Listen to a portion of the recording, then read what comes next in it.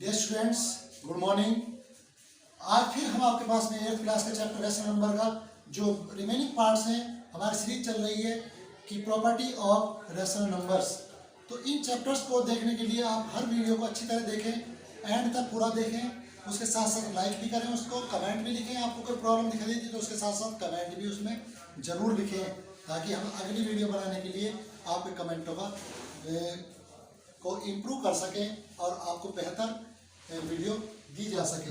तो आते हैं अपने टॉपिक पर, property of multiplication of rational number. आज हम इसके दौरान देखेंगे कि क्या मल्टीप्लिकेशन पर सभी रेशनल नंबर उसकी प्रॉपर्टी को फॉलो करते हैं या नहीं करते हैं। तो फर्स्ट प्रॉपर्टी आपकी है क्लोजर। अब सबको याद हो चुकी होगी, क्लोजर प्रॉपर्टी फर्स्ट नंबर पर है। और जब दो किन्हीं भी क्लोजर प्रॉपर्टी मीन्स होता है कि अगर किन्हीं दो रेशनल नंबर्स को हम मल्टीप्लाई करते हैं तो मल्टीप्लाई करने के बाद में क्या आता है, के आता है। तो जो के है ये भी एक रेशनल होना चाहिए, और इस तरह से अगर ये रेशनल है तो ये प्रॉपर्टी प्रूव हो जाती है। किसी भी एग्जांपल के थ्रू आप चेक कर सकते हैं कि अगर आपके पास में 2/3 एक रेशनल नंबर है और दूसरा रेशनल नंबर 4/7 है, तो इसका आंसर क्या होगा। न्यूमरेटर की मल्टीप्लाई न्यूमरेटर में करें तो 4 2 8/3 7 21। यहाँ पर हमें देखना जरूरी है कि जो न्यूमरेटर होते हैं न्यूमरेटर मल्टीप्लाई न्यूमरेटर में होगी हमेशा, और डेनोमिनेटर को डेनोमिनेटर के साथ ही मल्टीप्लाई करनी है। तो ये आप देखते हैं कि 8/21 एक रेशनल नंबर है। तो इस तरह से closure property multiplication of rational number को वेरीफाई करती है।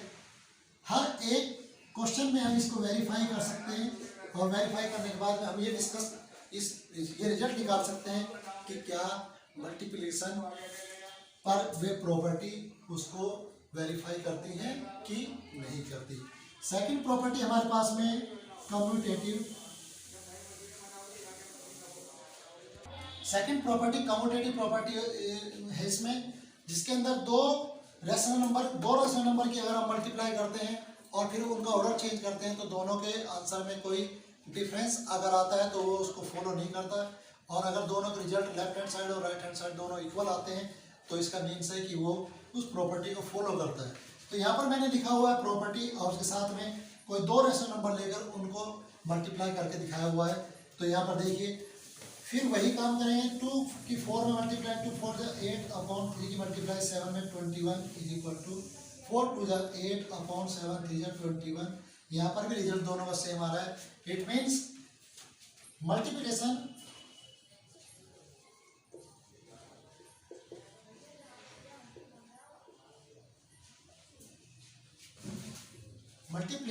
Of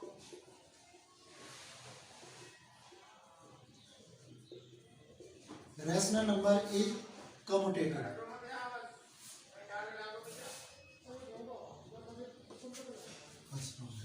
next property third associative property होती है, और एसोसिएटिव प्रॉपर्टी में तीन रेशनल नंबर्स को हम मल्टीप्लाई आपस में करके देखते हैं, फिर उनको ब्रैकेट से डिफरेंट ब्रैकेट लेकर सोल्व करके देखते हैं कि रिजल्ट सेम आता है कि नहीं आता है। यहाँ पर मैंने लिखा हुआ है 2/3 a/b की वैल्यू, c/d 4/7 और e/f की जगह 3/5।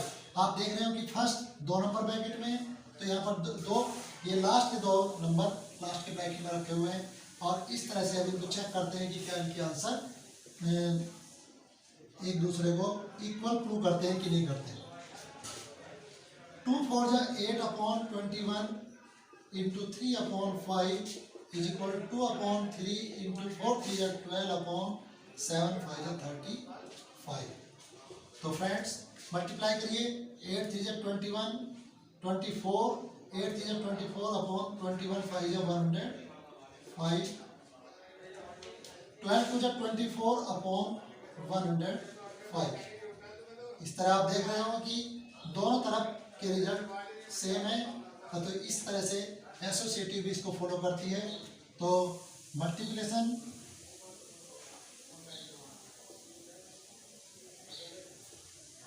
Of rational number is associative.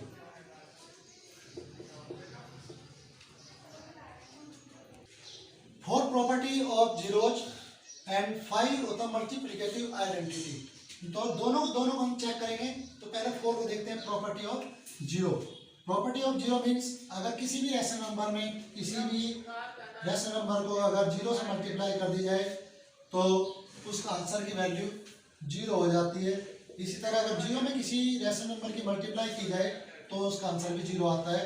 तो यहाँ पर ये क्लियर हो चुका है कि नंबर जीरो से मल्टीप्लाई अगर किसी भी रैशनल नंबर को की जाए तो उसका आंसर जीरो बन जाता है। इस जीरो को यहाँ पर कहा जाता है property of zero. It means zero अगर किसी भी नंबर से मल्टीप्लाई किया जाए तो अपने आप को जीरो बना देगा उस पूरे रिजल्ट को। Second, fifth number, multiplicative identity. Multiplicative identity में का मीन्स कि अगर किसी भी नंबर को, इस रैशनल नंबर को हम 1 से मल्टीप्लाई करें तो आपका आंसर क्या आता है। तो यहाँ चेक करते हैं कि अगर a अपॉन बी को मल्टीप्लाई 1 से की जाए तो a अपॉन बी, और फिर अगर 1 को मल्टीप्लाई a अपॉन बी से की जाए तो वो भी, इसका आंसर भी 1 अपॉन बी ही आता है। दोनों केस में हमारा आंसर सेम है। तो ये है प्रॉपर्टी ऑफ 1। इट मीन्स 1 से किसी भी नंबर रैशनल नंबर को मल्टीप्लाई किया जाए तो रैशनल नंबर सेम आता है। इस पर रैशनल नंबर पर इसका कोई इफेक्ट नहीं होता। इस तरह से 1 is called multiplicative identity. Next property आपकी आती है 6, distributive property of multiplication over addition. ये इसकी नेक्स्ट प्रॉपर्टी है जो केवल मल्टीप्लिकेशन वाले इसमें ही फॉलो होती है।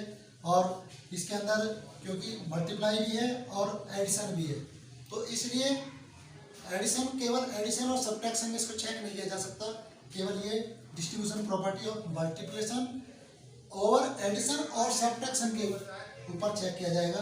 तो इसमें क्या होता है कि a अपॉन बी की अगर किसी नंबर की से मल्टीप्लाई किया जाए, a upon B multiply bracket में c upon D plus e upon है। तो जब इसको ओपन करते हैं ब्रैकेट के साथ और इसको मल्टीप्लाई करें तो a upon B multiply c upon D, bracket में मल्टीप्लाई करें, फिर plus a upon B multiply e upon f। तो a अपॉन बी की पहले से मल्टीप्लाई की, फिर बीच में प्लस है तो प्लस साइन लगाएं, a अपॉन बी की मल्टीप्लाई फिर लास्ट के ब्रैकेट में मल्टीप्लाई करें।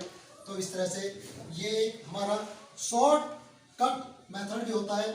तो यहाँ पर अगर इसकी मल्टीप्लाई करते हैं, a की मल्टीप्लाई c में ac अपॉन b की मल्टीप्लाई d में bd plus ae upon bf। और इस तरह से ये दो वैल्यू, इन दोनों का एडिशन लेकर जब सोल्व करेंगे तो इनका आंसर इस आंसर के इक्वल आता है।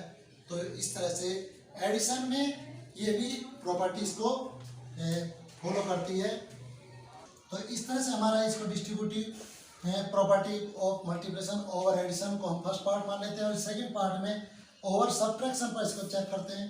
तो a अपॉन बी, जहाँ पर यहाँ प्लस ब्रैकेट में प्लस था तो यहाँ पर माइनस लेते हैं, और इस तरह जहाँ यहाँ पर एक प्लस थे तो वहाँ पर ये माइनस आ जाएगा।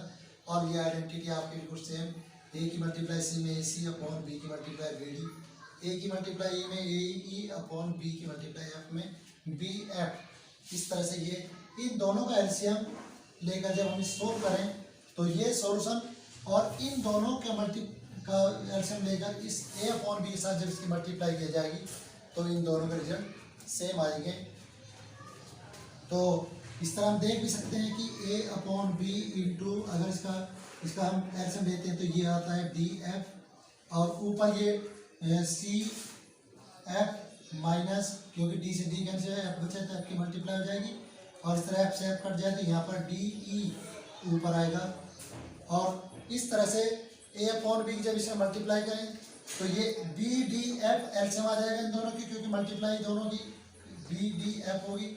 इस तरह यहाँ बी डी और बी एफ, तो एलसीएम के लिए जो सेम नंबर है वो एक बार लिया था, तो इस तरह बी डी एफ आ जाएगा। और इस तरह से इसके न्यूमरेटर दोनों के सॉल्यूशन के बाद में सेम बन जाएंगे। तो इस तरह से डियर स्टूडेंट्स, ये हमारी 3 प्रॉपर्टी अब तक हो चुकी है। तो property of multiplication operation number पर इस तरह से सभी को हम वेरीफाई करके देख सकते हैं। अगर इस प्रॉपर्टी को हमें वेरीफाई करना है तो यहाँ a अपॉन बी के प्लेस पर जो भी रैशनल नंबर आपको दिया हुआ उस रैशनल नंबर को यहाँ पर प्लेस कर सकते हैं। a अपॉन बी की प्लेस पर, c अपॉन डी की प्लेस पर, या e अपॉन f की प्लेस पर। 3 रैशनल नंबर्स के थ्रू ये एसोसिएटिव और डिस्ट्रीब्यूटिव प्रॉपर्टी सोल्व की जा सकती है या की जाती है, क्योंकि 3 से कम नंबर इसमें अलाउड नहीं होते। अगर 2 नंबर होते हैं तो वो कम्यूटेटिव में चला जाता है। तो इस तरह से हमारी ये प्रॉपर्टी कंप्लीट होती है। आपको आशा है कि आपको अच्छी लगी होगी, पूरी प्रॉपर्टी अच्छी तरह समझ में आ गई होगी। अगर आप सभी को अच्छी तरह समझ में आए तो कृपया चैनल को वीडियो को लाइक करें और सब्सक्राइब करते रहें, ताकि आगे के आने वाले नोटिफिकेशन आपको मिलते रहें।